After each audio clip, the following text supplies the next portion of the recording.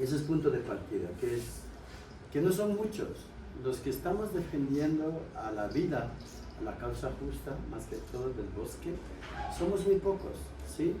Pero somos los que cuidamos, igual damos vida a la humanidad. Y ese porcentaje, si hacemos a nivel mundial, somos un porcentaje muy pequeño, pero que estamos salvando la vida. En ese sentido, felicitar a Nati, a su equipo, quienes van ahora a intervenir. Es verdad lo que dice Nati, la Amazonía, para nosotros, concepto indígena de los pueblos indígenas, que es un ser vivo. No solo árboles, sino todo el ecosistema en sí. Los ríos son con vida, tienen espíritu. Nosotros tenemos esa suerte de tener enlace, esa conexión del mundo espiritual. Tenemos 3 plantitas que nos hacen conectar, son ayahuasca, tabaco y floripondio, con quien nosotros hemos aprendido de toda nuestra vida. Nuestro plan de vida es a través de sueños. Entonces, hemos convivido para el concepto del mundo indígena. La naturaleza somos parte de la naturaleza. No es un aparte, un ajeno, sino somos del mismo ser, ¿no? Entonces solamente nosotros somos voceros, la verdad, nosotros hablamos a través de sueños, a través de estas plantas que hemos mencionado. Por eso nuestro concepto es tan diferente, que la selva no está ahí el dinero, el oro, el petróleo, no es el dinero para nosotros, es un ser que está ahí, que nos ha prohibido, nos ha dado vida durante toda la historia, ¿sí? Nos hemos servido de la madre tierra hasta ahora, pero no hemos cuidado a la madre tierra, no hemos sido recíprocos de la naturaleza. Entonces ahora tenemos que trabajar en el sentido de que ese ser vivo sea cuidado por todos. Hay que aprovechar. Siempre digo, yo pongo este ejemplo de mi madre. Mi mamá me ha cuidado desde que nací hasta que sea grande. Pero siempre pongo este ejemplo. ¿Quién de nosotros del primer sueldo le ha dado a su mamá decir gracias madre, y mi primer sueldo es para ti? Nunca hemos hecho eso. Solo cuando está enfermo hemos acudido a ayudar un poquito.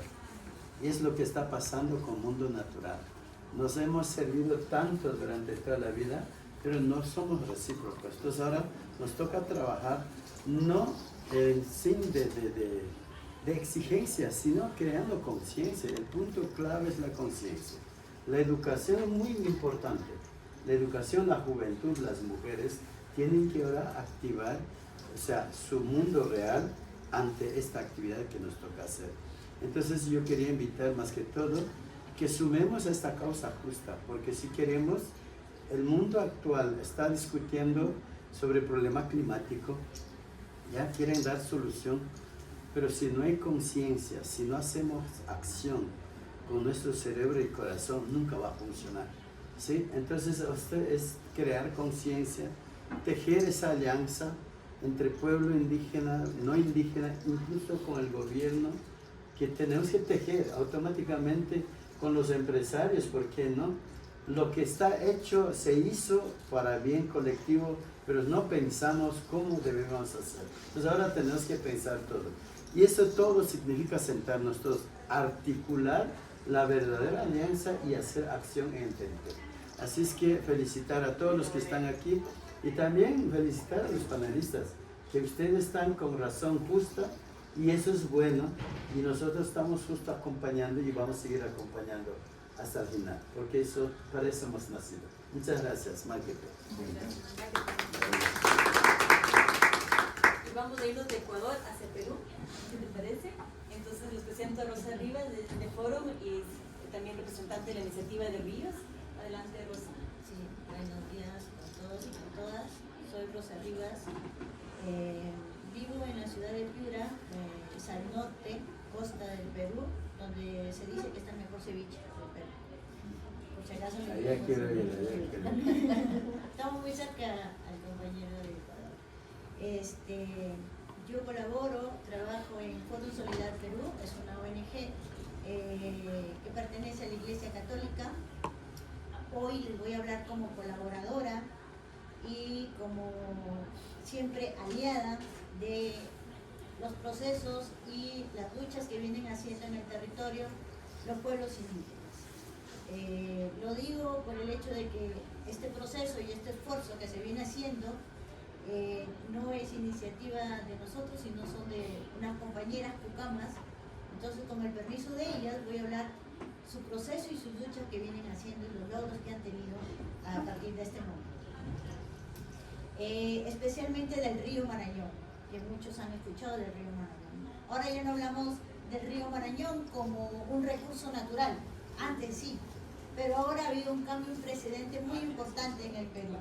Ahora estamos hablando de un titular de derechos. ¿Cómo así? Vamos a empezar, ¿no? Primero, para comenzar, quiero hablar de las compañeras cucamas. Las compañeras que nunca se rindieron fueron mujeres que vinieron haciendo una lucha constante, que es la Federación Huayna-Cama Camataguara Cana, quienes vienen viendo su río contaminado constantemente por el petróleo, por la empresa Petroperú, y en vista de esa contaminación petrolera, alzaron la voz defendiendo su río, ¿no? El río Marañón, que ellas es parte de su cosmovisión, de su espiritualidad y es parte de su cultura, ¿no? Los cucamas se les consideran que ellos son como peces, ¿no? Ellos nacieron del río, viven en el río y son parte del río, ¿no? Desde el 2021, las mujeres cucamas del distrito de Parinari y Loreto, organizadas por la Federación Cucama, lideraron una demanda contra el Estado y Petroperú por el río Marañón y sus afluentes, por los constantes derrames, ¿no? Es una lucha que conjuga el tema ambiental y el tema cultural. ¿Cómo así? Para ellas el río no es un simple recurso, es un ser vivo, es parte de su cosmovisión, de su espiritualidad y de su vida cotidiana. Les voy a decir una frase que dijo la compañera Mariluz Canaquiri, que es la presidenta de la Federación Cucama, dijo textualmente, ¿no? Para nosotras el río Marañón es un ser vivo. Si una empresa puede ser considerada persona jurídica, ¿por qué un río no? ¿No? Fueron frases que en realidad fueron parte de la lucha de las compañeras, ¿no? Esto se logró bajo un apoyo estratégico y un alcance comunitario. Como les dije, nosotros como Foro Solidaridad y otras organizaciones, disculpe si no he nombrado algunas, hemos sido parte de este acompañamiento técnico y ser aliados, ¿no? Ellas fueron respaldadas y acompañadas por el Instituto de Defensa Legal IDL, por Foro Solidaridad Perú, por Erlang Center e International River. Impulsaron una acción de amparo que dio un lugar a una sentencia histórica en el 2024, que se reconoce al río como titular de derecho. La demanda decía como sujeto de derecho, pero ustedes saben que la ley dice que el río no puede ser sujeto de derecho porque él no se puede representar ni él puede hablar, bueno, directamente en un espacio legal. Es por eso que se le da la titularidad de sujeto de derecho. Disculpen, de titular de derecho, ¿no? El 8 de marzo del 2024, el juzgado mixto de Nauta, Loreto, reconoció el río Marañón y sus afluentes como titular de derecho, abriendo un paradigma legal sin precedentes en Perú y lo que ocasiona que es la primera demanda que se logra, es un precedente en el contexto a nivel nacional y también para América Latina, que también están en estos procesos. Tras este hito emprendieron talleres de difusión en todas sus comunidades de Loreto, en las compañeras cucamas, hicieron una sensibilización de todo este proceso y también después de lograda la demanda. ¿Qué las motivó? ¿Por qué? Que hace poco lo comenté. Su cuenca ha sufrido 60 derrames de petróleo entre 1997 al 2019. Esto se atribuye a la falta de mantenimiento del oleoducto norperuano. Lamentablemente, la versión de Petroperú y el oleoducto dice que esto lo hacen los propios pueblos indígenas. Es la campaña que hacen, cosa que no es cierta porque como ellos mismos van a contaminar su propio territorio. Ellos viven del agua, el bosque es su mercado, el río es su fuente de alimentación y de agua, entonces es parte de su cultura, no pueden ir contra su cultura, ¿no? Un informe oficial elaborado por una comisión del Congreso de la República del Perú en el 2017 demostró que entre el 2014 y 2017 se derramaron más de 25.000 barriles de petróleo en las regiones amazónicas del Perú, por donde cruza el oleoducto por daños de 220.000 millones de dólares. Entonces, por ahí ya se van haciendo un contexto de todo el impacto que tiene y los pasivos ambientales que van dejando en toda la Amazonía, ¿no? Entonces, ¿qué significa? ¿En qué consta esta demanda? ¿Qué significa ser titular de derecho para el río Marañón? Es decir, que los derechos otorgados al río son derecho a existir, el derecho a fluir libremente de contaminación, a restaurarse, a regenerar los ciclos naturales, a conservar su estructura, a ser protegido y a alimentar sus propios afluentes. También tiene un valor intrínseco y ecocéntrico. ¿Qué significa?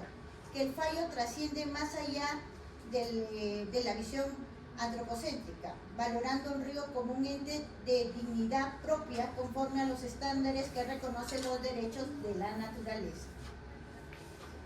¿Qué significa reconocer al río? También, esto no solamente significa que el río está al sujeto de derechos, sino que se va a reconocer a defensores, guardianes y a la participación indígena en este proceso. Es decir, que se designa a la Federación de Mujeres Indígenas como guardianas, defensoras y representantes del río. Además, se ordena que se genere una representación de consejos de cuenca.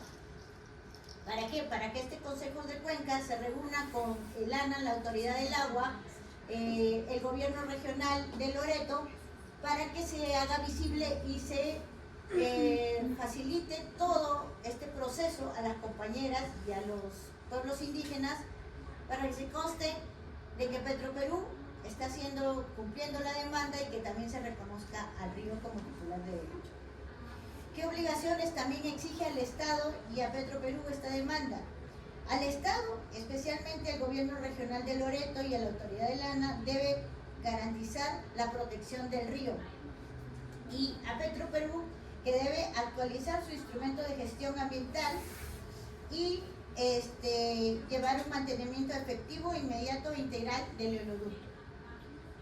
Entonces, hasta ahorita están las compañeras Pucamas en ese proceso de designar ya quiénes van a ser los representantes de los consejos de cuenca, porque el río Marañón no solamente pasa por el ámbito del territorio de las compañeras en Loreto, sino también por el Amazonas, del departamento de Amazonas, que también ahí están los compañeros pueblos indígenas Aguacú y Huapiz. También ustedes habrán escuchado de los compañeros que también sufren la misma problemática de las compañeras Pucamas, ¿no?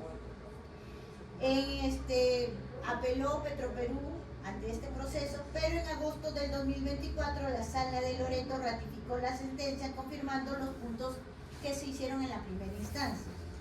A inicios del 2025 se consolida como un precedente legal de justicia ambiental en el Perú, y esto puede mejorar y puede ser ejemplo para las diferentes regiones del Perú que están pasando por lo mismo, por sus ríos contaminados a nivel de diferentes actividades extractivistas legales e ilegales. ¿Qué retos nos viene ahora, ¿no? Y qué alcances prácticos podemos tener? La realidad en el Perú, que no cuenta con un marco legal específico para reconocer a los ríos y a los derechos ambientales como sujeto de derecho, no existen solamente leyes que pueden ser precedentes y que sumen a todas estas demandas que se presentan, pero no tenemos un marco legal, ¿no? ¿Qué desafíos nos esperan, no? Hay todavía procesos que deben salir del Consejo de Cuencas, cómo van a operar los defensores, cuál es el alcance real de los consejos de cuenca, porque dice el río Marañón y sus afluentes, y afluentes hay casi 2-3 departamentos que implican, ¿no? Las instituciones deben aclarar las funciones que se va a tener para la protección efectiva de esta demanda, ¿no? Es la primera vez que se reconoce a un río como titular de derechos. y es una lucha constante ahora por todo el tema de contaminación que hay en el territorio de la Amazonía peruana. Hay mucha implementación de minería ilegal. Los ríos están llenos de mercurio y es una problemática fuerte y que los compañeros de los pueblos indígenas vienen sufriendo de altos índices de envenenamiento de su cuerpo, de enfermedades que antes ellos no habían en ese momento en sus territorios, ¿no? Esto lo han demandado al Ministerio de Salud, están en ese proceso también los compañeros. Este fallo es un paso legal muy simbólico y una nueva relación que tiene el pueblo peruano con la naturaleza. Sabemos que el sistema no nos ayuda, pero somos parte del acompañamiento de los pueblos indígenas que sí tienen derechos sobre todos los territorios que existen en la Amazonía, ¿no? Lo que sí queremos es reflexionar e invitar a sumarse en todos estos procesos. Invitamos a que se realicen políticas públicas por parte del Estado para fortalecer e impulsar una ley ambiental, una ley de derechos a la Amazonía, a la naturaleza, un marco jurídico, lo que solicitamos. Además, se requiere apoyo y equipo técnico para las decisiones especialmente jurídicas que se necesitan para estas luchas que se viven constantemente, ¿no? Y seguir acompañando especialmente y apoyando los liderazgos de los pueblos indígenas, especialmente de las compañeras Pucama, porque este proceso aún sigue. Se ha ganado esta demanda, se ha logrado, pero aún continúa. Esta lucha no queda ahí y hay otras más, ¿no? Entonces, muchas de las instituciones, de las organizaciones, de la cooperación, tiene que continuar estos procesos. Es necesario para los pueblos indígenas, ¿no? Y por último, voy a terminar diciendo que esta demanda no fue fácil. Hubieron muchas amenazas para las compañeras, persecuciones hasta ahora. Fue una fuerza y un acompañamiento entre ellas en todo el proceso.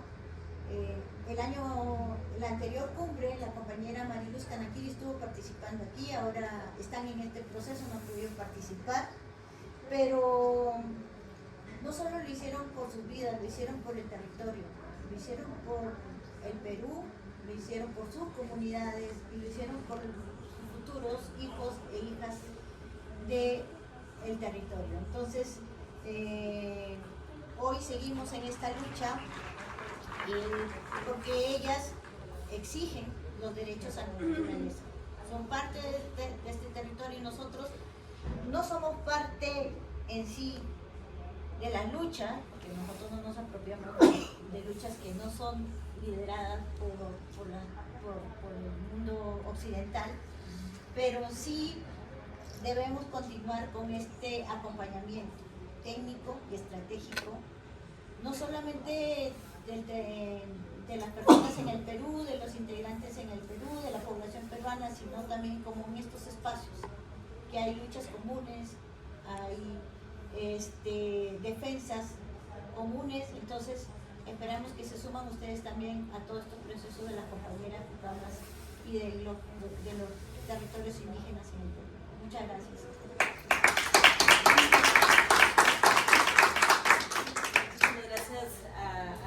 Rosita, por todo ese compartir, y también decirles que Mariluz Canaquiri justamente ganó este año el premio Goldman, que es el premio Nobel Alternativo, y es el segundo año consecutivo que mujeres defensoras de los derechos de la naturaleza ganan este premio, así que mis felicitaciones al revés suyo a Mariluz, y realmente decir que el movimiento de los derechos de la naturaleza ha crecido tanto, especialmente por el tema de ríos. Ya son más de 44 ríos con derechos en el mundo entero. Entonces, esta es una clave e importante lucha que queríamos resaltar en este panel. Disculpe, ¿cómo es el nombre de la etnia? ¿Mucama? Pucama. ¿Sí? Cada kilómetro. Pucama. Pucama, sí.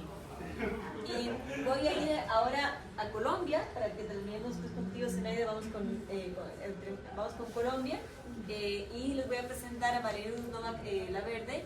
Ella viene de la Universidad de La Salle, con quien hemos estado trabajando también desde la academia, este tema tan importante de los derechos de la naturaleza. Así que, María Luz, por favor. Gracias, Natalia. Sí, las dos. Gracias por la invitación y bueno, acá unidos en este panel para tejer esfuerzos alrededor de los derechos de la naturaleza. Les comparto lo que ha sido la experiencia en la universidad, acompañado del proceso de la Alianza por los Derechos de la Naturaleza en Colombia, en la que nos hemos propuesto tematizar el problema del colapso ambiental en términos de reconocerlo como un problema complejo que significa que el cambio climático está íntimamente relacionado con la pérdida de biodiversidad, la desertificación, la acidificación de los océanos, que todo está íntimamente relacionado y que es resultado de las decisiones y de una forma de existir, de habitar el planeta dominante en términos pues, de un modelo de acumulación capitalista, ¿no? Y este tema entonces nos lleva a que de manera particular hemos impulsado la Cátedra de Paz con la Naturaleza a partir de un proceso que se dio en el programa de Economía. Y entonces, lo decía Domingo hace un momento, que la educación es importante y si bien el reconocimiento de la naturaleza como sujeto de derechos muchas veces lo asociamos con un proceso jurídico y legal, la invitación de fondo desde toda esta movilización es por un cambio, un giro bioético. Y cuando reconocemos la importancia de ese cambio de paradigma, vemos que en la economía es donde tenemos un nicho por romper realmente unos imaginarios, ¿no? La economía nace como esa ciencia individualista que objetiva la naturaleza, la mercantiliza, ¿no? La ve como un objeto de explotación para la acumulación material. Entonces el gran desafío ha sido cuestionar los mismos cimientos de este conocimiento occidental, instrumentalista, individualista, de la acumulación material, para transitar desde la aproximación a los saberes tradicionales de los pueblos de la tierra, a entender otras formas y otras maneras de ver la armonía y algo distinto al desarrollo, ¿no? Entonces, ¿qué hemos encontrado en ese desafío de, bueno, cómo pensarnos la economía y el desarrollo desde una mirada diferente a la acumulación material, al crecimiento económico, a la objetivación de la naturaleza, a reducir la idea de la justicia en términos antropocéntricos, la justicia intergeneracional propia del desarrollo sostenible, ¿no? Donde la preocupación es cómo podemos, y lo decía la compañera hace un momento, todavía en la lógica de los recursos naturales, cómo podemos garantizar recursos naturales para que nuestros nietos puedan satisfacer sus necesidades. Entonces este giro que pareciera que lo lingüístico, lo narrativo y lo discursivo es menor, pero aceptamos y entendemos que esta narrativa que se ha propiciado de la economía y del desarrollo sostenible en verdad tiene un efecto muy profundo en nuestras acciones, en nuestros imaginarios y sobre todo en la necesidad de elaborar cada vez mayores argumentos contra, por ejemplo, el extractivismo, ¿cierto? Entonces, en la Cátedra de Paz con la Naturaleza hemos transitado a eso. ¿Cómo podemos deconstruir el discurso del desarrollo sostenible? Entender que tenemos que romper con la idea de que el crecimiento económico es fundamental para solucionar las necesidades sociales, para salir de la pobreza. Digamos, ese es un imaginario, es un mito de Occidente con el que hay que romper, y eso nos enseñan mucho los pueblos de la tierra que viven en la sobriedad y en ese vínculo de respeto por los límites del planeta, por justamente los ciclos que hay que respetar para la regeneración de la madre tierra. Entonces eso es todo un desafío para el pensamiento occidental economicista. Romper con la idea también antropocéntrica, la definición misma del desarrollo sostenible, eso de denominar a la madre tierra recurso natural, es ya verla como un objeto de explotación, un recurso productivo, y todo eso desafía nuestras formas de pensar, de relacionarnos, de habitar, y ampliar la idea de la justicia intergeneracional hacia la idea de la justicia con las otras especies, ¿no? Pues todas estas rupturas en el pensamiento, para esto hemos reconocido la necesidad de volver a los saberes propios de los pueblos que se orientan por principios más allá del individualismo, de la competencia, de la acumulación material, para entender la plenitud de la vida, ¿cierto? En el cultivo del ser, en la expansión entonces de nuestro vínculo con los otros seres humanos, con los otros seres vivos, en las comprensiones, digamos, originales del summa causa y del summa camania, que rompen con la idea entonces del individualismo para entender que somos en la medida que somos comunidad, desde relaciones de reciprocidad, desde relaciones de complementariedad. Y este ha sido entonces el andar en el reconocimiento de la naturaleza como sujeto de derechos hacia un diálogo intercultural, en una interculturalidad crítica de cómo aprendemos y cómo volvemos sobre estas raíces propias de nosotros, que pues lo sitúo como en la universidad, estudiantes principalmente urbanos, ¿no? Que perdemos un poco de esta conexión con la tierra, que la naturaleza somos todos, y acá también podemos percibir su vibración.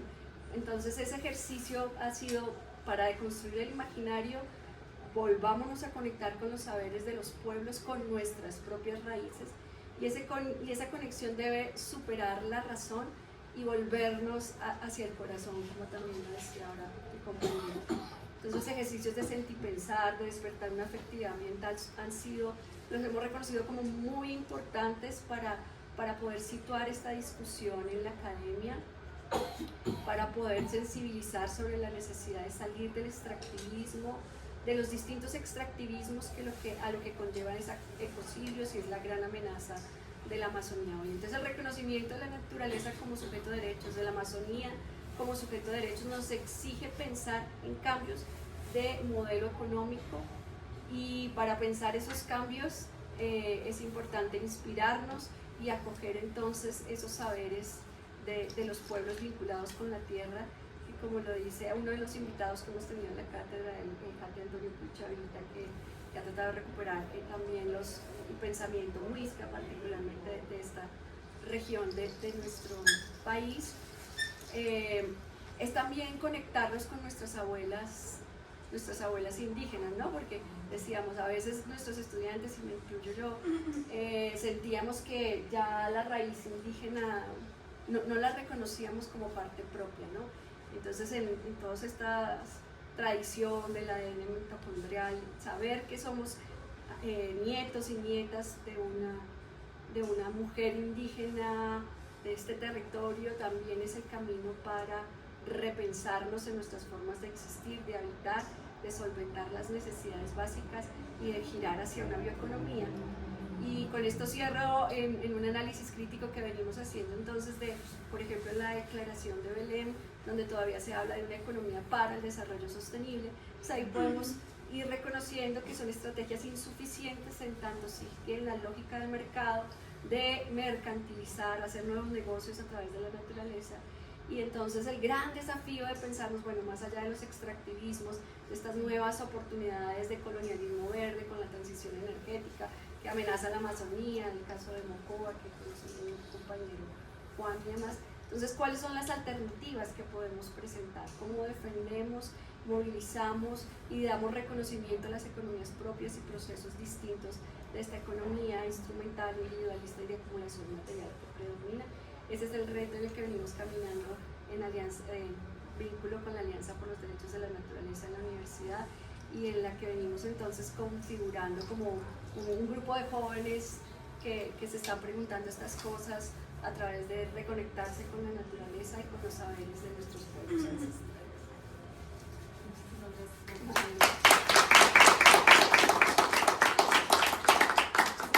Gracias por impartir ese conocimiento a los estudiantes. Creo que lo más importante, además de que aprendan de los derechos de la naturaleza, es aprender ese tema de la biofilia, ¿no? De volverse a conectar con la naturaleza, de volvernos a reconectar como parte de la naturaleza. Así que gracias por el trabajo que haces en la Universidad de La Salle. Es biofilia. Biofilia, sí. Y ahora les presento a Juan Sebastián Acosta. Juan Sebastián es de la Alianza de los Derechos de la Naturaleza Colombia, de GAN Latinoamérica también, y ha dirigido un curso muy importante que es del Campus Vivo, que es un curso también para impartir hacia activistas sobre el tema de los derechos de la naturaleza. Así que, Juanse, por favor, adelante. Gracias, Natalia, por invitarnos. Gracias a todos, maestros, mayoras. Un saludo a todos. Mi nombre es Juan Sebastián Acosta. Soy fundador de la Alianza de Derechos de la Naturaleza acá en Colombia y miembro de GAN Latinoamérica y GAN, de la Alianza Global. Quisiera contarles muchas cosas que hemos hecho aquí junto a la Salle, pero hoy en particular quiero presentarles el Pacto Intergeneracional por la Panamazonía. Bueno, en estos 8 años de acompañar los procesos de derechos de la naturaleza en Colombia, desde la primera sentencia de derechos de la naturaleza, que fue el Río Atrato en el 2018, la siguiente fue el páramo de Pisba y casi al mismo tiempo la sentencia de la Amazonía. La sentencia de la Amazonía en 2018 fue un caso en el que 25 niños y jóvenes de diferentes regiones de Colombia presentaron una tutela por el derecho al agua, porque demostraron científicamente que la tasa de deforestación de la Amazonía ponía en riesgo la cantidad de agua disponible para cuando ellos tuvieran 30, 50 y 60 años. Entonces la Corte Suprema de Justicia, el juez Tolosa, falló a favor de la tutela de sus 25 niños y niñas, declaró la Amazonía colombiana, toda la región, como un sujeto de derechos, le exigió a todos los municipios de la región, que es casi el 40% de Colombia, que incluyan en su plan de desarrollo territorial esta declaración de sujetos y 2 componentes muy importantes: el plan de reforestación de la Amazonía, que debe estar incluido en todos los planes departamentales y municipales, y el Pacto Intergeneracional por la Vida de la Amazonía. Esto, como muchas otras sentencias en Colombia, recordemos que ya son más de 25 casos en Colombia, de los cuales casi 20 son sentencias. También está la política pública de Nariño, la reciente ley de la República del río Ranchería, es un río con muchos problemas. Y más recientemente, el caso más reciente es el páramo de Santurbán, también por una sentencia de una corte. Entonces, estas sentencias, como sabrán, no es solo una debilidad de los derechos de la naturaleza, sino todo el sistema penal y justicia en general, pues no han sido implementadas. Estamos haciendo un acompañamiento con el caso Nariño para hacer una acción de cumplimiento, y con las comunidades del Amazonas ya se han hecho audiencias públicas en el Congreso. Digamos que no ha avanzado también por falta de presupuesto y por supuesto por falta de voluntad política local, regional, nacional. Entonces, nosotros trabajamos con redes de colaboración con pueblos indígenas acá en Colombia, con la red de Cualdeas, que son personas de la ciudad que se han ido a vivir al campo y que están tratando de vivir en armonía con la naturaleza. Y en el encuentro nacional de esta red de Cualdeas, que son más de 80 en Colombia, propusimos que el pacto intergeneracional no esperáramos a que el Estado, el gobierno lo sacara adelante, sino que nosotros hiciéramos nuestro propio pacto desde las comunidades. Y allá, pues en la red de Cualdeas hay una red de jóvenes y niños muy bien organizada, que sentaron a los abuelos en círculo y les dijeron: ¿cómo vamos a hacer para asegurar nuestro futuro? ¿Cómo es que ustedes van a hacer que van a asegurar nuestro futuro? Nosotros estamos atentos al esfuerzo que ustedes están haciendo y estamos aprendiendo del ejemplo que ustedes nos están dando para que dentro de 10 y 20 años todavía haya agua en la Amazonía. Esto fue porque el encuentro se dio allá en la comunidad Musurunacuna, comunidad indígena cercana a Mocoa. Y a partir de allí se dio la idea de que proyectáramos esto hacia toda la Amazonía, hacia todo el continente, coincidiendo con la declaración de la Amazonía que el FOSPA impulsa, invitando a todos los 9 países a declarar la Amazonía como sujeto de derechos. Y hoy estamos aquí agregando este componente intergeneracional, que es algo que para mí conecta los derechos humanos, los derechos de las futuras generaciones, los derechos colectivos de las comunidades y los derechos de la naturaleza. Estamos hablando que a veces no se le da voz a los seres más que humanos, digamos, a los bosques, a los ríos, a las especies, a la biodiversidad, pero también estamos diciendo que no se le da voz a las futuras generaciones, que será un sujeto humano más que humano porque todavía no está presente, y estas futuras generaciones también tienen derecho al agua, al ambiente sano, a la armonía con la naturaleza, a que la selva esté viva. Entonces, queremos que esta declaración de Amazonía sujeto de derechos incluya a los niños, a las niñas, a los jóvenes, y que por supuesto plantee un escenario en que estos jóvenes puedan aprender de sus abuelos, de los sabedores tradicionales de las comunidades. Los jóvenes, por lo menos en la Amazonía colombiana que yo conozco y un poco de la ecuatoriana, se están yendo a los territorios, no están hablando su lengua, no están aprendiendo a sembrar las especies tradicionales, en parte porque las condiciones económicas de los territorios son muy complicadas, además de la violencia. Entonces no estamos proponiendo solo reforestar la Amazonía, porque ya pasó acá en Colombia que persiguieron a los campesinos que estaban usando la leña, o digamos que la penalización es muy complicada y queremos que se haga del lado de las comunidades. Para eso lo que proponemos es una escuela intergeneracional de regeneración de la selva, una escuela intergeneracional de regeneración biocultural, en el que vamos a invitar a agroforestadores, gente experta, pero sobre todo queremos escuchar los saberes ecológicos de las comunidades indígenas del Amazonas. Vamos a empezar con un piloto acá en Mocoa y un piloto en Belén do Pará. Tenemos ya un contacto con comunidades indígenas allá en Belén do Pará y un contacto acá con comunidades rurales indígenas y campesinas también en Mocoa, en donde haremos una pequeña escuela de reforestación biocultural, o sea, con principios ecológicos ancestrales, para que esta reforestación no sea solo la reforestación ecológica, sino también una reforestación productiva y cultural del corazón, la mente y las relaciones de la comunidad, en la que esta reforestación también le permite a los jóvenes aprender a cultivar alimento, a cultivar frutas maderables, fibras. Hay maneras de reforestar que no son solo lo ecológico, sino también lo productivo, entonces trayendo una oportunidad, digamos, de economía que mantenga a los jóvenes conectados con su territorio y que les permita este diálogo con los abuelos. Entonces esta escuela intergeneracional va a tener su piloto allá en Belén de cara a la COP30.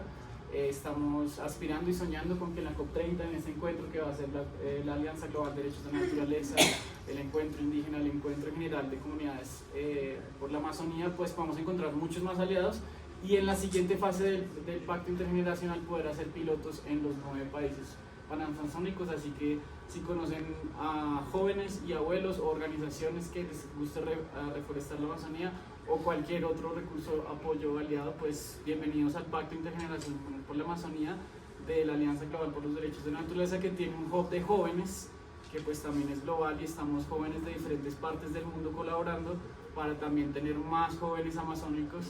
Y en una tercera fase, y con esto va a terminar, sentimos que la Amazonía es una embajadora de la defensa de la biodiversidad en todo el continente.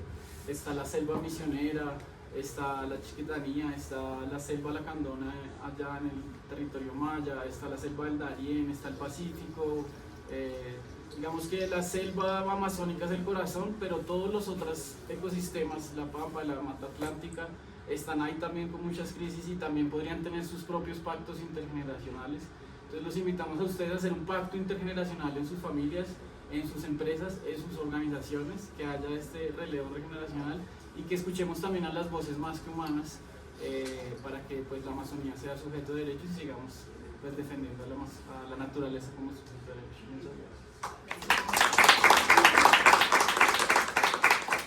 Muchas gracias a Juan Sebastián, y además que de este pacto que me parece clave que hablemos y trabajemos por las futuras generaciones humanas y no humanas. Me parece importantísimo que en este momento estemos en Colombia trabajando por los derechos de la Amazonía, siendo que Ecuador lo pudo haber puesto en la Constitución, pero Colombia es el primer país que, como lo ha dicho Juan Sebastián, reconoce y tiene una sentencia por los derechos de la Amazonía. Es una sentencia que buscamos que los pueblos indígenas amazónicos se empoderen más, especialmente aquí en Colombia, para exigir su cumplimiento, y que creo que nos da paso, fue uno de los antecedentes más importantes para la Declaración de los Derechos de la Amazonía, que ahora lo impulsamos para toda Latinoamérica. Así que gracias por eso, y recordarles además que en julio de este año la Corte Interamericana de Derechos Humanos pasó la opinión consultiva 3225, que es la primera vez que una Corte Internacional habla y reconoce los derechos de la naturaleza, y eso nos dota de jurisprudencia a todos los países signatarios del sistema interamericano.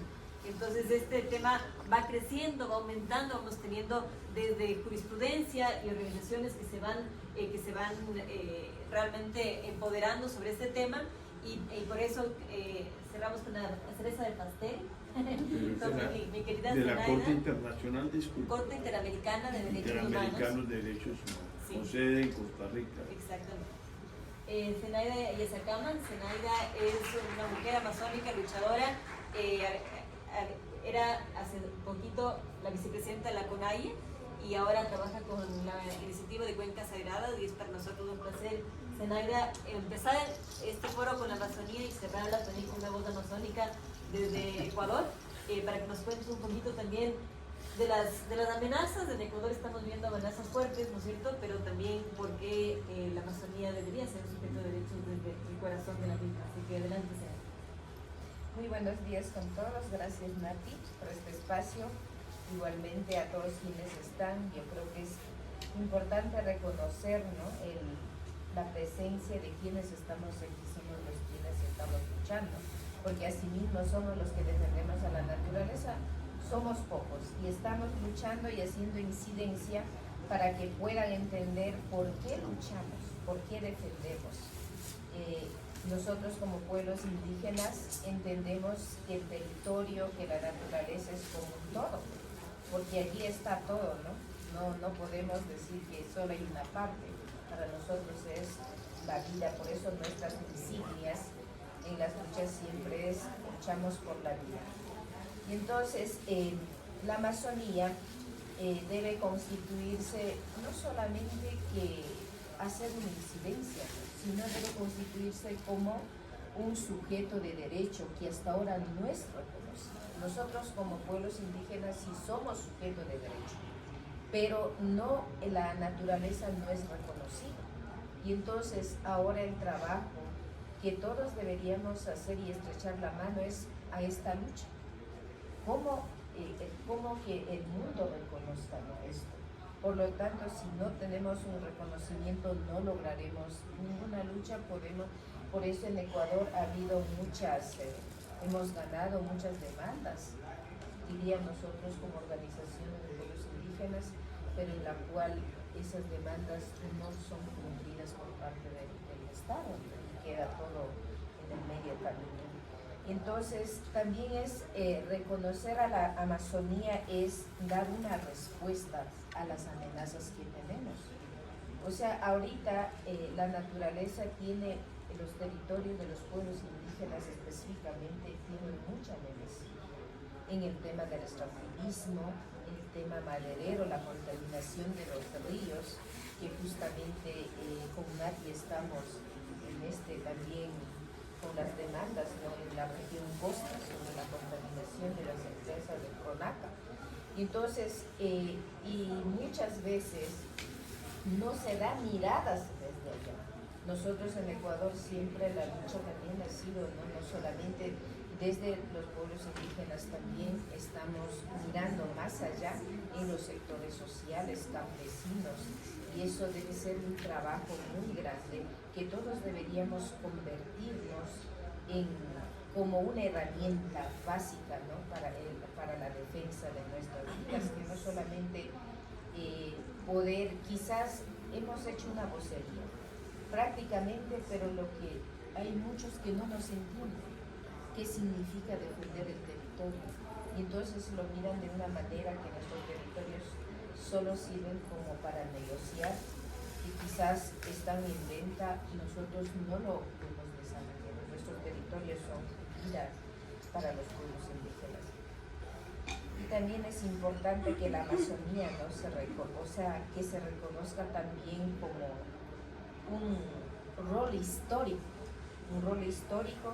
de los pueblos indígenas en su preservación, porque los pueblos indígenas hemos preservado, hemos cuidado, defendemos hace muchos años, o sea, no es un año o 2 años, ¿no?, y que queremos seguir preservando, y por eso siempre nuestra vocería es invitando para que sumemos a esta lucha para preservar, para mantener a nuestra Amazonía viva, porque caso contrario nos llenaremos de contaminación, hay mucha contaminación en todos los territorios amazónicos, en Brasil, en Perú, en Bolivia y en todos los lados, la minería de gran escala.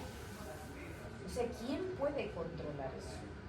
Nadie. Más bien cuando empezamos a controlar los defensores o líderes o lideresas, quienes hacen vocería y incidencia, más bien son amenazados, muchas veces son encarcelados, muchas veces son perseguidos, y eso atenta contra la vida de todos. Y entonces por eso más bien yo ahorita hemos estado en todo este proceso de lucha, ahorita estoy colaborando con Cuenca Sagrada, queremos hacer una incidencia llamando esto, ¿no?, una solidaridad, estrecharnos la mano para poder salvar a la Amazonía. Si hoy no salvamos a la Amazonía, no lo vamos a salvar nunca. es importante que todo esto vayamos proyectando, vayamos dando incidencia a la juventud, que sea campesino, indígena, afro, quien sea, pero en el mundo debemos hacer una vocería conjunta y esa solidaridad debe ser una solidaridad verdadera para poder articular los derechos. Aquí Nati siempre está en la defensa de los derechos, ¿no? Y entonces muchas veces también no sumamos a eso, no estamos viendo las caras y que no estamos tratando de articular también, no, por eso yo más bien pido unidad en estos espacios internacionales en donde que las miradas de los pueblos indígenas sean acogidos, sean más bien puestos en accionar, porque los pueblos indígenas hemos defendido con alma y cuerpo, pero no hemos tenido muchos beneficios también. Y muchas veces ni siquiera hay unos servicios básicos en los territorios de los pueblos indígenas, que eso no se trata de una vida digna. Entonces, para buscar una vida digna como cuidadores, como protectores, de conservar los territorios de los pueblos indígenas, también necesitamos trabajar y necesitamos alternativas al respecto de estos temas que justamente estamos viviendo. En Ecuador ahorita sentimos una amenaza grande, ¿no? Por el tema territorial, por el tema de ampliación de la actividad extractiva, específicamente la minería. O sea, no se sabe ni qué es ilegal o legal, porque son lo mismo. Entonces, y eso no favorece, y eso, como no estamos todavía, tenemos un trabajo a la naturaleza como sujeto de derecho, entonces, por eso es importante trabajar en este tema. Yo al menos considero de que hay personas que estamos luchando, con quienes en este caminar estamos encontrando, y que son personas conscientes, que ya se concientizaron, y necesitamos en el mundo esa concientización, esa sensibilización, el por qué luchamos. Muchas veces estamos en todos los lados y prácticamente yendo a los territorios y no se ve todavía esa visibilización, ¿no? El respeto a los derechos colectivos de los pueblos indígenas, el respeto al derecho de la naturaleza. Yo quisiera aquí compartir, ¿no?, el tema de Yasuní. En la consulta se ganó el Yasuní y ahora la Corte Constitucional no ha avanzado ni siquiera prácticamente nada, y quieren más bien retroceder hacia atrás, como que eso quede en la nada. Y entonces asimismo pasa en todos los temas y en todos los derechos de los pueblos indígenas. Por eso yo quisiera dejar aquí, ¿no?, claro de que hoy es momento de unir. Tenemos muchos documentos que sustentan, pero prácticamente no se ha accionado eso. No hay ninguna implementación, y eso sería importante también que en estos espacios posicionemos. Ayer creo que escuchamos muy bien también la propuesta de OTCA, la Declaración de los Pueblos Indígenas, que se va a desarrollar también. Entonces hay mucha claridad, ¿no? Todos estamos coincidiendo también en que no se cumple. No se cumple y vamos tras documentos, tras propuestas, pero prácticamente que eso se queda, o sea, más bien estancado o archivados, y eso no nos permite, o sea, como implementar todo lo que se da en propuestas, no queda más bien solo en papeles. Y que es importante también, yo digo, que la academia, que los estudios científicos de investigación también sean complementarios con los conocimientos ancestrales. Los conocimientos ancestrales son fundamentales porque así han venido trascendiendo como procesos por procesos, ¿no?, en la lucha del movimiento indígena por el tema del agua, por el tema del río. Justamente en Ecuador se ha trabajado la ley del agua, Y entonces hasta eso ya el Estado quiere apoderarse y dejar que los pueblos indígenas, o sea, administren el tema del agua. Entonces, y eso es como que de aquí a unos años vamos a estar pidiendo por el tema del agua, ya que hoy no estamos posicionando. Entonces, yo creo que es importante que si hablamos de la naturaleza, si hablamos en la defensa de la naturaleza, posicionar también todo lo que existe en los territorios de los pueblos indígenas. El agua es vida, el territorio es vida. Y entonces, pero en muchos espacios no estamos debatiendo. En muchos espacios no hemos escuchado mucho del tema del río, de todo esto, ¿no? Entonces, yo quisiera dejar, ¿no?, para que podamos reflexionar, para que podamos dar nuevas miradas hacia el futuro, hacia los jóvenes que muchas veces no dan mucha importancia. Entonces, sobre estos temas que son tan relevantes en estos momentos, quizás más adelante serán más complejos y ya no habrá nada más que hacer. Alguien creo que mencionó sobre el tema de que no solamente es el cambio climático, y estamos en estamos más que en policrisis, ¿no? Y eso toca analizar y toca debatir, porque no va a ser fácil seguir sosteniendo quizás cuando todo haya sido cooptado por el Estado. Cuando todo te indican el dedo, dicen no, esto no va a encaminar, pero aquí nosotros mandamos. Y entonces así más o menos estamos viviendo en el accionar, no es teoría, sino así, eso es la realidad que se vive en el indígena. Por eso es importante que a la Amazonía no veamos como que solo dio frutos, pero nosotros no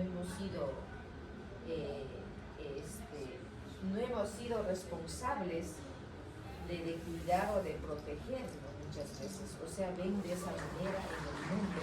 Entonces, y ahora yo creo que algunos sí están preocupados por el tema territorio, por el tema de la contaminación de los ríos. Entonces hay muchos ríos que están súper contaminados, que ya no tienen salvación, ni siquiera tratamiento.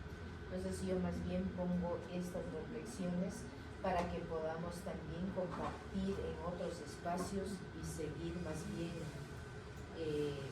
compartiendo, que no solo la información, ¿no?, sino más bien quisiera que en algún momento visitemos también territorios y veamos y palpemos lo que se vive y lo que venimos a decir es que no es algún tema que está fuera de la realidad, es la realidad que se vive.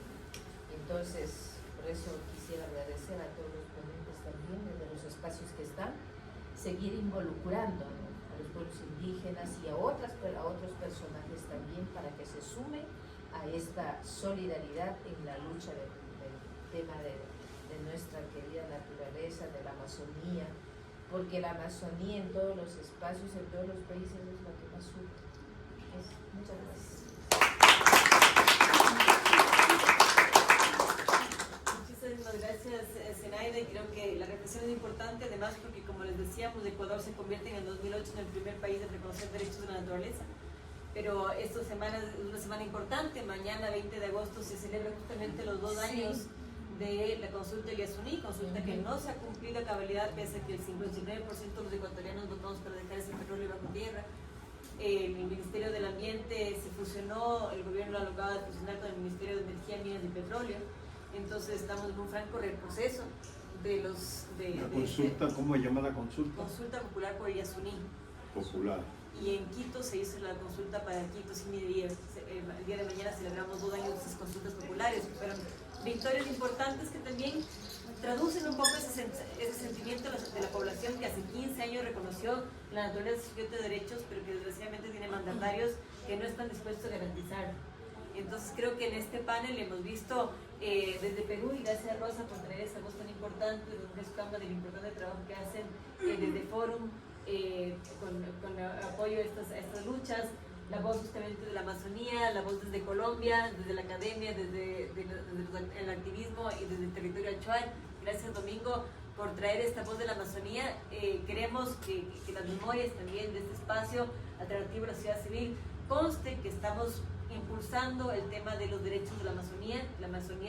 La naturaleza es sujeto de derechos, que queremos que la Amazonía sea reconocida con una voz propia, que es un momento preciso para hacerlo, cuando Colombia ya lo ha hecho, cuando se está organizando este foro panamazónico, este foro de la OTCA aquí en Colombia, y en miras a una COP que finalmente se realice en un país amazónico como es Brasil a finales de este año. Entonces queremos dar paso ahora a preguntas que tienen desde el público. Disculpe, sería bueno que hiciéramos una presentación de dónde venimos y qué hacemos. Lo que podemos hacer es, las personas que quieran hacer una pregunta pueden sentarse, porque por favor. yo quisiera que me dieran 2 minutos para... Yo vengo de Guaviare, norte de la Amazonía, donde nace el río Baupés, al juntarse el río Unilla con el Itilla, en la parte norte del Parque Natural del Chiribiquete. Y también nace el río Inírida, que es parte de la cuenca del Orinoco. Y allí hay parte amazónica, también mucha parte del escudo guayanés y la Orinoquía. La verdad que estuvimos administrando un municipio llamado Canamar hace 25 años. Salimos por violencia. Llegaron grupos armados y nos sacaron corriendo. Cuando nosotros dejamos 1.425.000 hectáreas que apenas habían talado 50.000, ahora encontramos 300.000 hectáreas quemadas y convertidas en potreros, ganadería extensiva.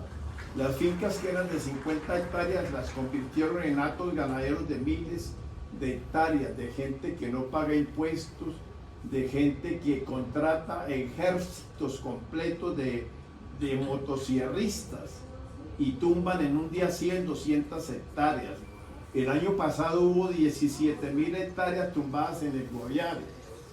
El Guaviare, por fortuna, todavía tiene 4 millones de hectáreas en pie, que producen día y noche oxígeno, producen agua dulce y producen germoplasma.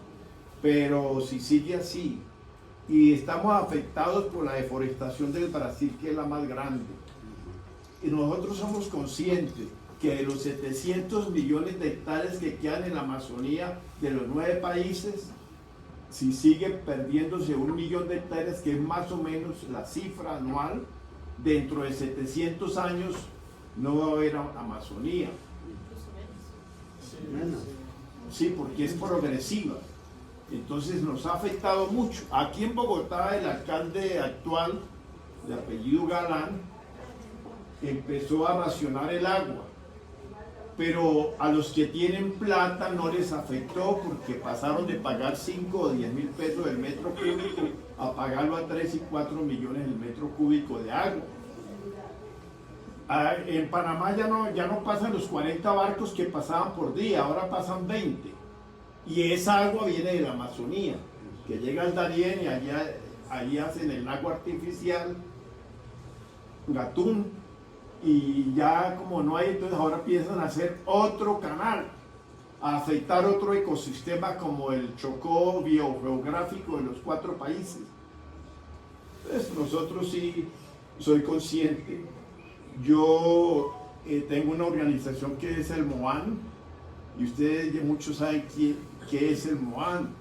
El MOAN era el espíritu que cuidaba los ríos y las quebradas, los cuerpos de agua, las lagunas, y cuando llegaron los españoles, los portugueses,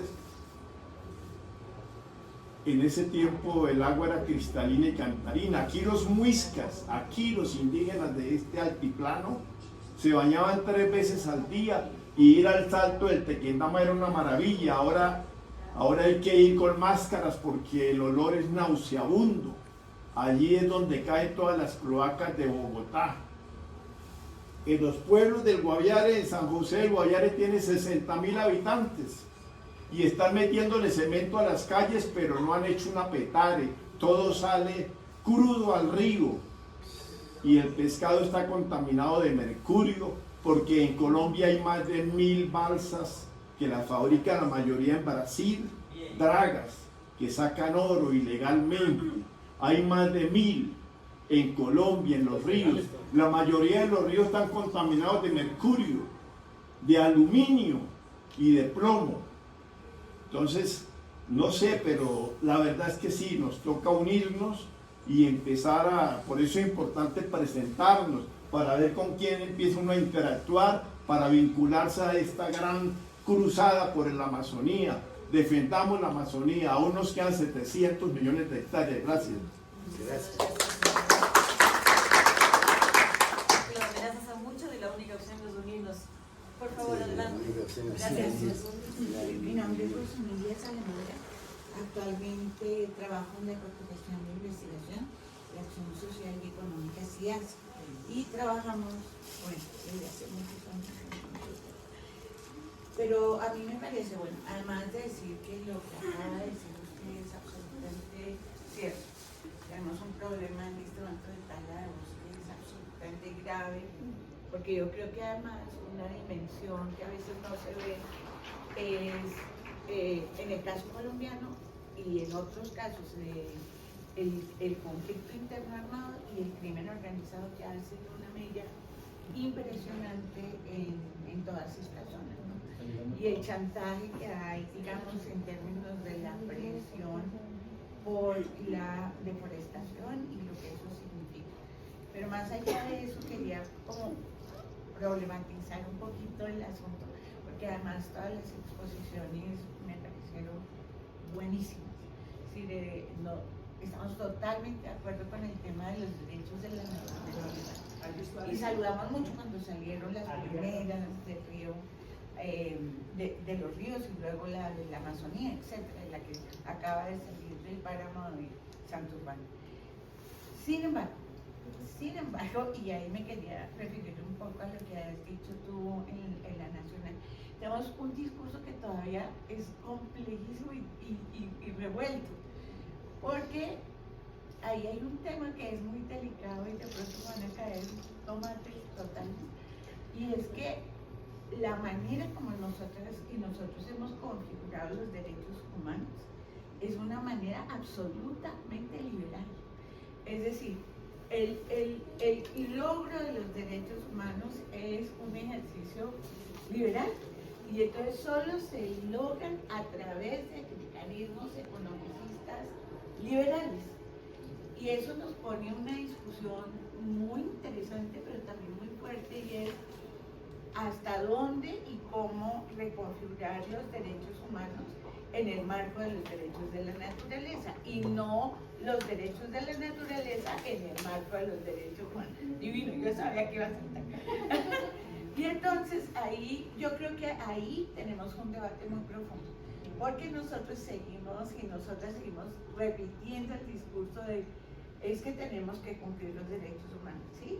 Pero los derechos humanos tienen sesgos y tienen unos sesgos muy complicados, y cuando estamos reformulando eso que todas y todos han llamado una bioética o unas nuevas formas culturales, bueno, yo soy feminista pero digamos me apasiona este tema. Yo creo que ahí nosotras y nosotros tenemos que reformularnos todos y todas, incluido con todo el respeto que les tengo a mis compañeros y compañeras indígenas, porque creo que todos y todas hemos tenido unas situaciones de opresión y de sujeción y de transformación cultural en la que todos y todas tenemos que repensarnos profundamente en nuevos pactos, incluido el Pacto de Derechos Humanos en el marco de los derechos de la naturaleza. Entonces a mí me parece apasionante porque creo que este tema nos llama a nosotras y nosotros humanos a decir, ¿sabe qué? Ese Pacto de Derechos Humanos que teníamos tan acumulador y tan brutal no nos funciona. Y nos toca repensarnos, porque nos toca moderarnos y nos toca repensarnos, y además en un desafío muy fuerte y es repensarnos cuando los modelos productivos son múltiples y son el resultado de un ejercicio liberal de la economía. Entonces, esa nueva conversación, no vamos a dejar a las personas trabajadoras productivas por fuera del nuevo pacto porque no tiene lógica, pero no podemos seguir consumiendo de la misma manera. Entonces creo que esta relación derechos humanos y derechos de la naturaleza es nuestro nuevo desafío, desde los chiquitos, los grandes, los viejitos, los menos viejitos, es decir, aquí todos estamos como complicados con ese asuntico. Entonces quería compartir eso porque me parece que ese es un desafío brutal. Si me permites, Juanse, porque quiero que todos podamos responder, puede ver si es que en la sala hay algún otro comentario para...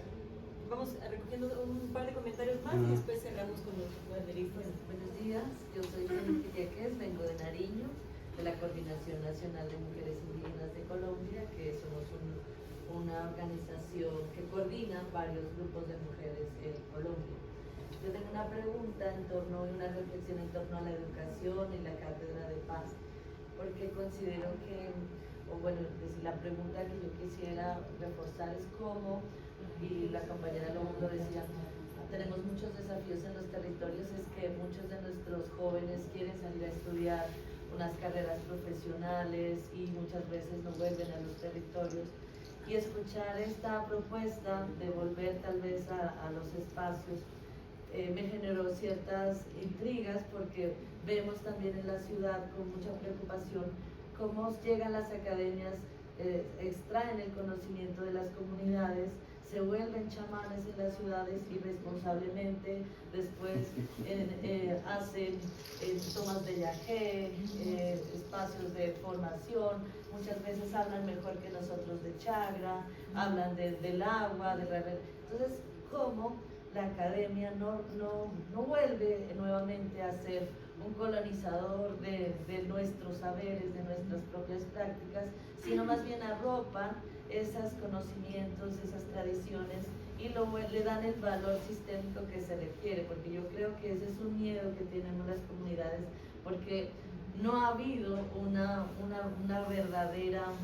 reconocimiento de ese saber de las comunidades, dándole solo valor al conocimiento de los científicos, de las academias, y muchas veces vemos que nuestras propias prácticas se van debilitando precisamente por esa colonización. Yo sí quisiera hacer una reflexión en torno al tema de la educación como una forma transformadora, pero también como un espacio donde debe haber profundamente un pacto ético por el saber y los conocimientos de las comunidades, porque no se puede volver a las comunidades ahora a extraer el conocimiento que milenariamente hemos protegido y traerlo y darle un valor desde lo que siempre hemos renegado, que es lo científico, lo que solamente el valor de la academia ha sido de alguna manera visible, ¿no? Yo quisiera solamente hacer esta reflexión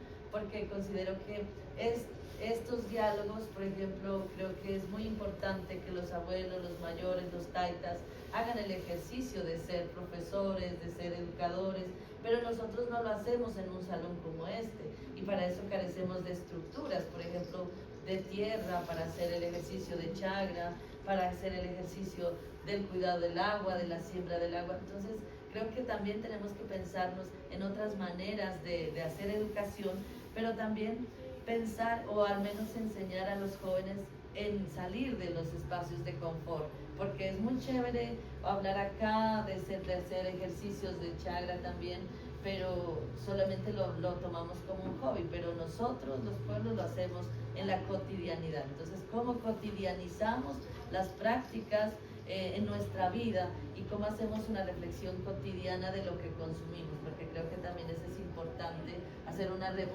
revisión y transformando nuestros modelos de consumo también al momento de trabajar en el cuidado de la madre tierra. Solamente eso quería decir. Gracias. Gracias. Muchísimas gracias a todos los que nos acompañaron. Creo que hay dos preguntas específicas. Hay una. salud nacional. No, adelante. Buenos días a todos y todas, muchas gracias. Yo soy Ivonne Guzmán, hago parte del CINEP. CINEP es el Centro de Investigación y Educación Popular, es una ONG de derechos humanos de los jesuitas en Colombia. Hace un par de años vengo acompañando un par de procesos, uno más hacia el nororiente de Colombia, en Bichada, Puerto Carreño, que digamos que Bichada es un departamento en Colombia donde se encuentra la Orinoquía y la Amazonía, como el inicio de esa gran selva amazónica. Y también hace un par de años estuvimos acompañando a un grupo de mujeres en Leticia. Y un poco dos sensaciones y una pregunta. Un poco como arranco quizás como por la pregunta, y es muy interesante, digamos, como estas declaratorias y esta lucha, digamos, por reivindicaciones en clave de derechos. ¿Cómo están haciendo para aterrizar estos discursos, sobre todo con las jóvenes en las comunidades? ¿Cómo situar a las y los jóvenes en las comunidades? Porque son discursos en últimas supremamente abstractos y el impacto que llega o que logra tener las comunidades se demora, toma un tiempo. Entonces, ¿cómo están haciendo o qué falta? Un poco cuando nosotros íbamos, por ejemplo, a los procesos con las mujeres en Amazonas, estamos hablando de mujeres no organizadas necesariamente, digamos que hacen parte de sus comunidades, de sus resguardos, pero no necesariamente en las plataformas organizativas. Y lo mismo los jóvenes, y nos decían, estos discursos para los jóvenes pueden parecer un poco inertes, porque sus condiciones de vida son muy distintas. Entonces un poco también chévere saber desde estos procesos a nivel local y situado cómo están haciendo y cuál está siendo la respuesta de los jóvenes.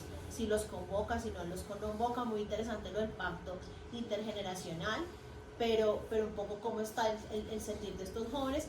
Y también siento las sensaciones dentro de los discursos de la Amazonía, es como si hubiese estatus dentro de los departamentos y los países y los pueblos de la Amazonía. Entonces, por ejemplo, todo lo que está pasando en Bichada, como en este lado de esta frontera, Bichada, Guainía, esta triple frontera con Brasil, Venezuela, Colombia, está sucediendo una cantidad de cosas. Somos muy pocas las organizaciones que estamos allí, y esas conexiones ahí sí ecosistémicas entre la Orinoquía y la Amazonía son súper importantes, pero hay muy pocos ojos allí. Entonces, digamos, y por ejemplo, nosotros acompañamos una escuela muy humilde, como el Patito Feo de las escuelas de Puerto Carreño. Esos son los niños y los jóvenes que nosotros acompañamos, absolutamente marginalizados, empobrecidos. Bueno, entonces, ¿cómo llegarle con estos discursos a estos jóvenes que además cuyas realidades son muy dramáticas? ¿Sí? Las organizaciones sociales hacemos lo que podemos con lo que tenemos y lo mejor posible, pero pues obviamente las violencias estructurales y directas son apabullantes. Entonces un poco cómo están haciendo, y sobre todo cómo aterrizar estos discursos que son súper abstractos como a estas realidades que desde la academia pues uno sigue ahí en la lucha y apoyando a las plataformas y pero ¿qué nos hace falta para poco a poco ir ayudando a transformar también la vida de la gente? Que es en última lo que nos convoca acá. Muchísimas gracias. Tenemos solo 10 minutos para cerrar el espacio, entonces voy a darles paso a los panelistas y entonces Nelson. Quisiera aportar en el espacio. Entonces vamos primero con Juanse. Adelante, Juanse. Bueno, llevamos 8 años en una red de investigación con la Universidad de La Salle y con GAN tratando estos debates. Entonces es un tema largo que nos gustaría invitarlos a que lo continuemos más allá de este panel, porque cada uno de los temas que tocaron es un módulo del curso, por ejemplo. Entonces quiero contarles que GAN nació hace ya más de 15 años y es una red, es una organización social, digamos, ciudadanos organizados de todos los tipos que estamos haciendo el mejor esfuerzo que podemos. Y en ese mejor esfuerzo pues acompañamos en más de 40 países en todos los continentes. Hay un GAN indígena, GAN jóvenes, GAN legal, GAN académico, GAN Latinoamérica, y acá en Colombia pues estamos haciendo esta red de investigación con La Salle. Y fruto de esa investigación nació el Campus Vivo, que es el curso virtual de Derechos de la Naturaleza, fruto de mi investigación de maestría en Derechos de la Naturaleza, en la que me pregunté cómo hacer esa educación que no fuera solo un discurso. Entonces, por un lado, está aquí en Colombia varios referentes de educación intercultural de base indígena, como la pedagogía de la Madre Tierra, la pedagogía colibrí, la Guaín, la Misa Universidad. Fui a todos estos escenarios y, digamos, en base a la pedagogía de la Madre Tierra y 13, 14 otras experiencias de educación basada en la tierra, diseñamos esta formación en derechos de la naturaleza enfocada en comunidades. Porque los derechos de la naturaleza a veces tienen todo este ámbito legal, político, de los abogados, y yo, por ejemplo, soy artista plástico, entonces yo sí me he metido en los temas legales porque hay que hacerlo, pero hay que insistir que no solo un asunto legal, jurídico y político, sino principalmente cultural, educativo, de corazón. Entonces, uno de los componentes del curso lo llamamos el territorio interior, y es que sí cambia nuestra identidad cuando decimos que el río es mi papá, mi abuelo, la montaña es mi abuela, porque ya no soy un ciudadano, usuario, consumidor, sino soy el hijo o el nieto de ese ecosistema. Y entonces, si yo soy hijo del río, mi identidad es la que cambia, no solo mi actuar político o legal o mi accionar como activista, sino mi propia identidad. Entonces, yo me considero parte del territorio muisca y hijo de estas lagunas, y en el curso promovemos varias reflexiones de la ecología profunda, donde desde la entrada no solo queremos aprender herramientas políticas y legales, sino también hacer una reflexión profunda. Por otro lado, esto, digamos que GAN está haciendo la apuesta de construir más programas educativos, está ahorita un programa educativo para tomar decisiones, jueces, el pacto con los congresistas y legisladores, y por supuesto en el frente comunitario usamos un lenguaje más sencillo, más simple y con un enfoque muy práctico y transdisciplinar. Es decir, al final del curso hay un módulo en el que compartimos herramientas de permacultura, diseño regenerativo, agroforestería, y a lo largo de estos 4 años del curso nos dimos cuenta que uno, los jóvenes necesitaban otro lenguaje, otras dinámicas, y dos, más esta dinámica territorial. Es decir, algo que para mí es lo más importante del curso es que ha ido creando nodos locales. Entonces, nosotros en el curso, con algunos apoyos de la organización, logramos dar becas a comunidades que quieran tomar el curso y que quieran defender su territorio como sujeto de derechos, y estas comunidades tienen que hacer un caso de estudio práctico, es decir, tienen que hacer una actividad presencial porque el curso es virtual para conectar comunidades en toda Latinoamérica, pero con algunas de estas comunidades hemos hecho actividades territoriales, por ejemplo con el nodo amazónico que actualmente está en Mocoa, es el colectivo Guardianes del Andino Amazonía, algunos de ustedes lo conocerán, hacen el Festival del Agua, la Montaña y la Vida hace 4 años, y queremos que hayan más nodos. No tenemos un nodo en San José del Guaviare, no tenemos un nodo en Florencia, no tenemos un nodo en Bichada. Nos gustaría que más comunidades tomen el curso y esas comunidades se conviertan en un nodo de la GAN, en un nodo territorial de la Alianza Global de Derechos de la Naturaleza, con procesos locales de reforestación productiva, que para eso es, digamos, la nueva versión del curso, es enfocada en jóvenes y enfocada en reforestación productiva. Esto, digamos, con la intención de que yo nunca he considerado que esto sea un discurso, para mí esto es una visión de vida transformadora, una reconexión con la naturaleza. Entonces en esta reconexión sí hay parte discursiva, que tal vez en el mundo político es muy necesario, pero en el mundo de las comunidades necesitamos hacer viveros, generar guardianes de semillas, hacer sistemas agroforestales. Entonces necesitamos, pues, por supuesto, muchos recursos, muchas comunidades dispuestas, lugares degradados donde hayan sido deforestados, y con nuestros aliados queremos hacer pilotos de reforestación productiva con esas comunidades. Hemos trabajado aquí con varias comunidades indígenas, con los Bounán, con los Misak. Digamos que esto es un discurso solo para Occidente, solo para el mundo urbano, académico, patriarcal. Para las comunidades indígenas la Madre Tierra es viva y es quien nos guía, y ellos sí la escuchan. Entonces nosotros con las comunidades no necesitamos entrar a decirles qué es los derechos de la naturaleza, porque las comunidades indígenas ya nos están enseñando, recordando, nuestros abuelos nos han enseñado a escuchar la laguna, a escuchar el río. Los que hemos olvidado somos la academia, y en la academia, con esta investigación de las cuantas de ella, hemos traído a los sabedores a hablar y a dar clase en las universidades.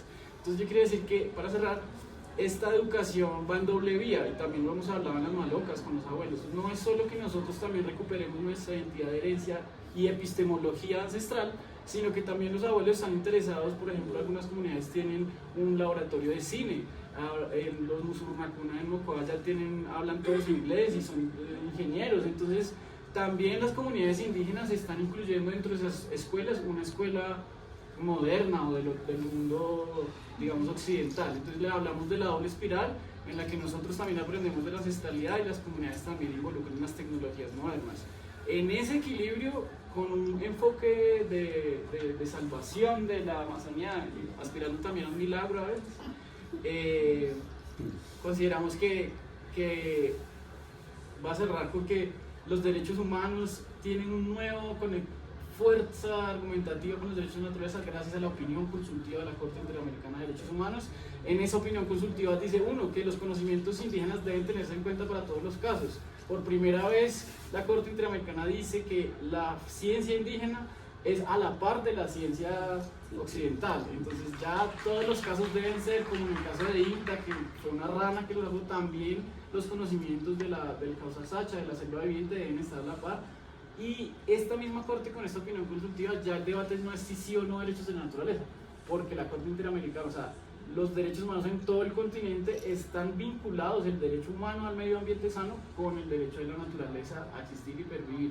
Entonces ya el debate sobre cómo vamos a desarrollar esto, y no es obviamente con la academia colonizando, sino haciendo esta doble espiral entre las epistemologías, entre los mundos, y pues por supuesto súper invitados, hacemos el curso cada año, nos gustaría que más organizaciones participen y nos ayuden a hacer esto que hacemos también con muchos jueves con las niñas, que pues el paso inicial con la comunidad es que tomen esta formación y puedan activar un primer caso en su territorio, y ahí con cada caso pues vamos viendo.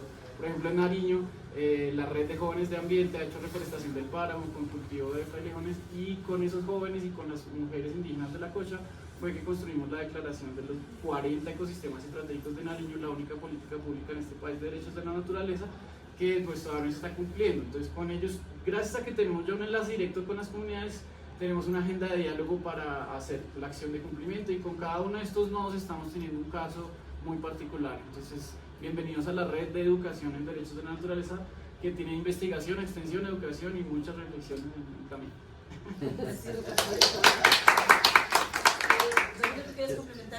Sí, antes que concluya académicamente, yo quería compartir solo justo lo que preguntaba la compañera.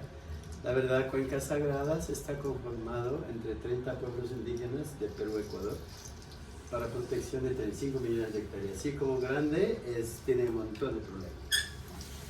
Nosotros apuntamos tenemos 9 ejes, pero apuntamos 3 cosas. Lo uno es la educación. O sea, todos sabemos que tenemos crisis de liderazgo. Entonces nosotros hemos creado una escuela de liderazgo, se llama Escuela Viva Amazónica, que es entrenar hombres y mujeres de 30 organizaciones urgentemente para los próximos gobernantes de la organización. Porque hoy en día sabrán ustedes que todas las autoridades están llenos de corrupción. No hay garantía, no hay confianza, no hay solidaridad. En ese sentido, hemos formado esta escuela, pero esto ya está yendo a 3 años. Soñamos, próximo año ya crear un instituto con mallas curriculares propias, justo para aterrizar desde cero. ¿Ya? Pero ahí estamos enseñando todo lo que se puede, lo básico.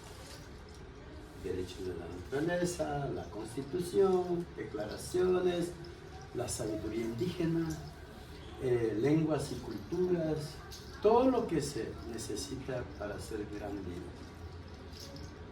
líder. Ahí quería complementar justo cómo lo hacemos. Es que nosotros hemos seleccionado de todas las organizaciones 2, mujer y varón, mujer y varón. ¿Por qué? Porque queremos la equidad de género, que tanto hablamos.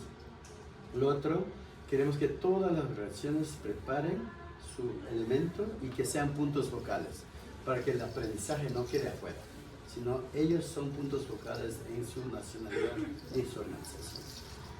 De tal manera que ellos están ahorita ya trabajando, y pensamos, incluso hemos hecho curso de diplomado para que también participen en COP30, porque queremos que la juventud ya involucre, que vayan caminando junto con nosotros.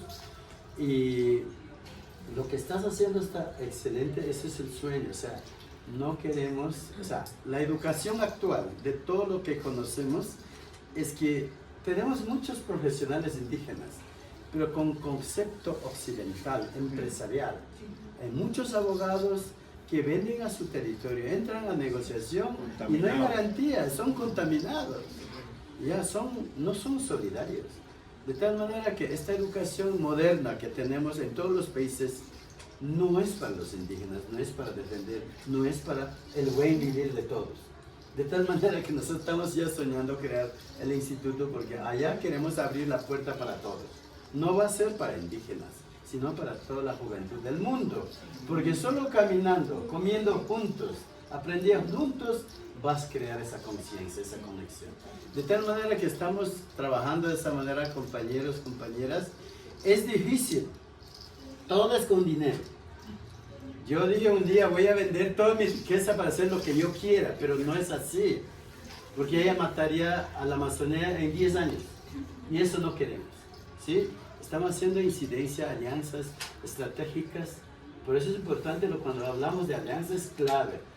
No hemos caminado a las universidades, ahora queremos golpear, entrar a los colegios con nuestro aprendizaje, enseñar a la juventud desde ya. Entonces, y lo otro, hay que hacer intercambio. Lo que estás haciendo, lo que estamos haciendo. Porque hay que seguir practicando, ya no más teoría, hay que hacer acciones en los territorios. No debemos ser tantos discursantes, sino tenemos que ser accionistas en el territorio. Así es que pido paciencia, porque este trabajo grande que estamos haciendo es tener mucha paciencia. Yo quería renunciar a todo este trabajo, pero me han dicho muchos, no, es que si dejas, ¿quién va a hacerlo?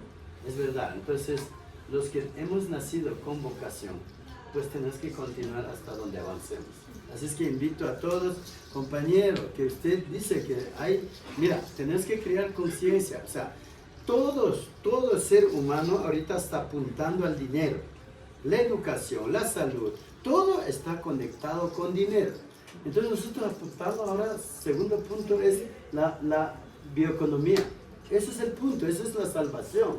Ya hay que dejar petróleo, pero ¿de qué vamos a vivir? A la vivida hay salida. Tenemos territorio, tenemos que trabajar, pero con cerebro. Entonces, tenemos que pensar todos, no actuar drásticamente. Muchos han hecho errores, hemos hecho errores en busca de dinero. Entonces, ahora esto hay que cambiar, este paradigma hay que cambiar. Así es que invito a todos a pensar cómo cambiar, porque no está escrito en la piedra, hay que cambiar lo que está escrito. Así es que felicitar también en la academia que están trabajando. Muchas felicidades y vamos con alegría, ¿sí? Muchas gracias. Bueno, Juana, dos cositas. Entonces, en relación, creo que el tema del debate que nos plantea la compañera Rosa, sí. Rosa es súper clave y lo tenemos que seguir profundizando. Escuchaba recientemente a propósito de la opinión consultiva de la Corte Interamericana un análisis que decía tenemos que empezarle a dar el giro, por ejemplo, al derecho a la alimentación, al derecho de los pueblos en términos ecocéntricos, y ahí vamos avanzando, digamos, en esa dicotomía que es falsa, todo ese pensamiento occidental que separa el ser humano y la naturaleza. Entonces es profundo y muy mucho. Volviendo con el tema entonces del diálogo intercultural crítico, sí creo que la idea es unirnos, ¿no? Y debemos superar pues, cualquier riesgo de violencia, de extractivismo, de estas aproximaciones que narra la compañera, porque en el camino que hemos recorrido con la alianza desde la organización del Tercer Foro Internacional con los derechos de la madre y de acá, fue ese encuentro, ese diálogo realmente respetuoso, horizontal entre estos distintos saberes que todos se requieren para cambiar y para definir entonces los caminos de transición. Y una sola última cosita por la pregunta de la compañera del cine sobre los jóvenes, cómo lo reciben. Y claro, cuando empezamos con el equipo a abrir estos espacios de reflexión intercultural, de cursos del buen vivir, estudiantes de negocios y relaciones internacionales, plantearles la idea de que qué tal si nos pensamos la relación con los otros y la economía en otros términos que no sean la competitividad. Era un choque fuerte, y progresivamente se llega, digamos, a la sensibilización, si bien pues, no pueden haber respuestas únicas, uniformes, sí se aprecia pues, que ampliar el debate con los jóvenes es relevante. Y en ese proceso ha habido unos ejercicios bonitos, se realizó un manifiesto de los jóvenes de la universidad por la justicia socioambiental que lo impartieron en el escenario de la COP, pero que solo para llamar la atención cómo esto luego se convirtió en exactamente lo que decía la compañera, los estudiantes de las siguientes cortes decían, bueno, una declaratoria bonita, manifiestan los estudiantes de La Salle que están comprometidos con cambiar sus patrones de consumo, reducir su huella ecológica, pero y en la universidad como le exigen y ha empezado a empoderarse los estudiantes, exigiéndole a la universidad un plan de acción, una ruta con indicadores, tal cual esa respuesta que los jóvenes exhortan entonces a toda una institución ya apropiados de esta bandera de vamos a defender la naturaleza y como sujeto de derechos, pero también a cambiar desde nuestras acciones. Entonces empiezan a movilizar y realmente a dinamizar en otros ritmos que nosotros no alcanzábamos a prever. Entonces es muy valioso lo que los jóvenes empiezan a jalonar. Gracias. Con la reflexión de la compañera, que es muy válida e importante, y también hay que hacerlo en el marco del derecho consuetudinario y el derecho ordinario, pero también ahí lo que decían las mismas compañeras Cucama, son las herramientas que hay, son los marcos, los instrumentos jurídicos que se tienen, que hay que hacerlos en ese momento porque la contaminación nos mata. Y la contaminación es más rápida que los procesos en los territorios. Y claro, esto nos lleva a reflexiones más adelante, pero es la realidad y es lo que se tiene, ¿no? Y lo segundo, con la compañera que decía, sí, es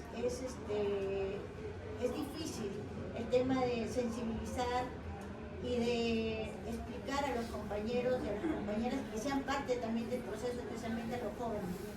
Pero nosotros queremos hacerlo en el marco de que estos procesos y estas escuelas que también se están creando ya, las lideren y las lleven con la metodología los mismos líderes y los mismos pueblos indígenas, porque ellos mismos conocen el territorio.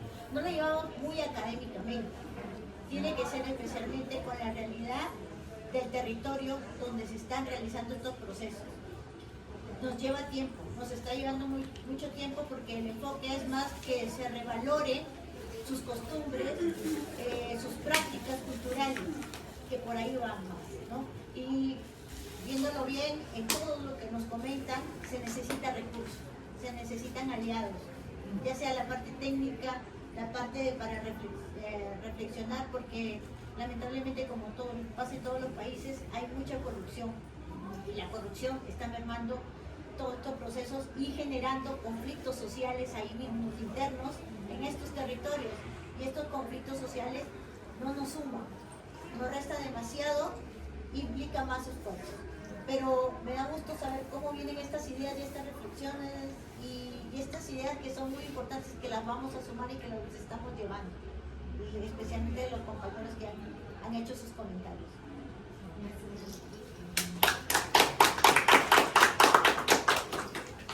Mire, yo tengo unos pequeños aportes por hacer también muy cortico. Tenemos que cerrar, vamos a cerrar con Zenaida, después podemos conversar Un ratito, al toque nomás. Disculpe.